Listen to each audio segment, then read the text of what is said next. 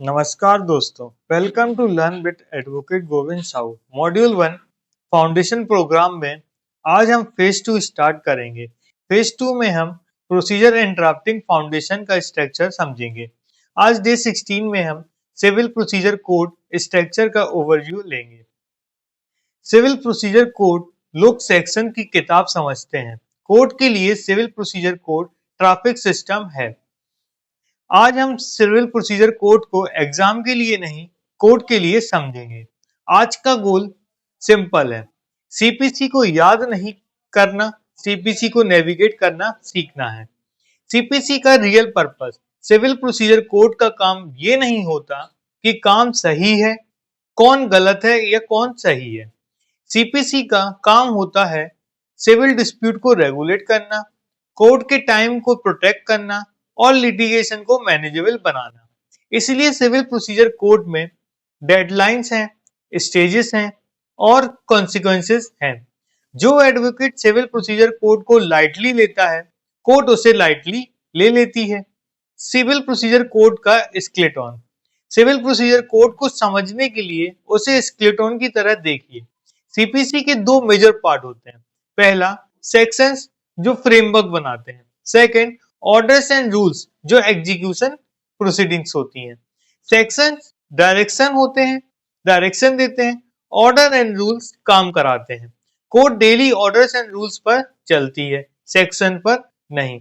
Advocates की civil procedure code related गलतियां, advocate civil procedure code में ये गलती करते हैं। पहला, हर बात में सेक्शन कोड कर देते हैं।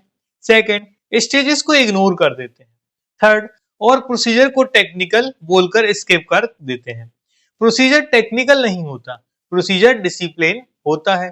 सिविल प्रोसीजर कोड का स्टेज वाइज फ्लो, अब हम सिविल प्रोसीजर कोड का स्टेज वाइज फ्लो समझेंगे। सबसे पहले किसी भी सिविल प्रोसीजर कोड में या सिविल सूट को स्टार्ट करने के लिए सबसे पहली स्टेप्स होती है institution of suit. Institution of suit जहां पे हम केस को रिप्रेजेंट करते हैं फ्रेम करके। Institution of suit case represent होने के बाद नेक्स्ट स्टेप आती है हमारी इशू ऑफ समन्स। समन्स के बाद जब थर्ड स्टेप आती है हमारे पास रिटर्न स्टेटमेंट। रिटर्न स्टेटमेंट के बाद हमारे पास प्रोसेस आती है framing of issues. Framing of issues के बाद हमारी नेक्स्ट प्रोसेस आती है एविडेंस। एविडेंस के बाद हमारी नेक्स्ट प्रोसेस आती है आर्गूमेंट। आर्गूमेंट के बाद हमारी नेक्स्ट प्रोसेस आती है जजमेंट। जजमेंट पर केस खत्म नहीं होता है। जजमेंट के बाद यदि कोई व्यक्ति हमारे जजमेंट के अकॉर्डिंग लायबल नहीं होता है तो हमारी एक नया प्रोसेस स्टार्ट होती है या नई प्रोसेस स्टेप आती है जिसे हम बोलते हैं एग्जीक्यूशन। एग्जीक्यूशन पे ही केस खत्म होता है।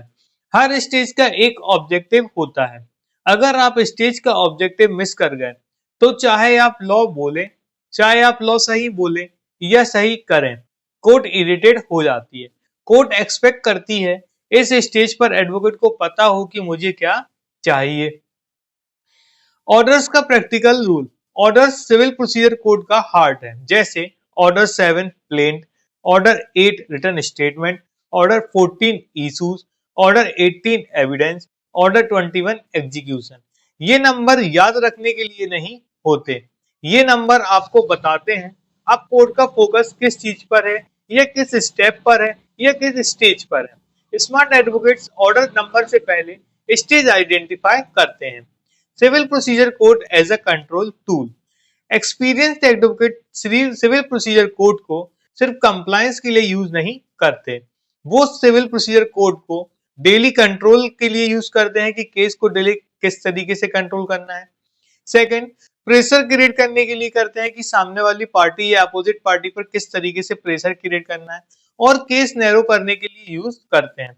पर ये तब पॉसिबल होता है जब सिविल प्रोसीजर कोड का स्ट्रक्चर आपको क्लियर हो। इस प्रोग्राम का सिविल प्रोसीजर कोड अप्रोच, इस फाउंडेशन प्रोग्राम में हम और आप सीपीसी को रटेंगे नहीं, हम और आप मिलकर सीखेंगे कौन सा ऑर्डर कब यूज होता है, कौन सा रूल इग्नोर नहीं कर सकते और कौन सी एप्लीकेशन गलत स्टेज पर फटल हो जाती है। क्योंकि सिविल लिटिगेशन में गलत टाइमिंग गलत लॉ से ज्यादा डेंजरस होती है। जैसे कि हम डेली कुछ टास्क करते हैं, तो आज हमारे डे 16 के स्ट्रक्चर बिल्डिंग टास्क हैं। आज के काम है पहला सीपीसी के स्टेजेस को एक पेज पर लिखिए।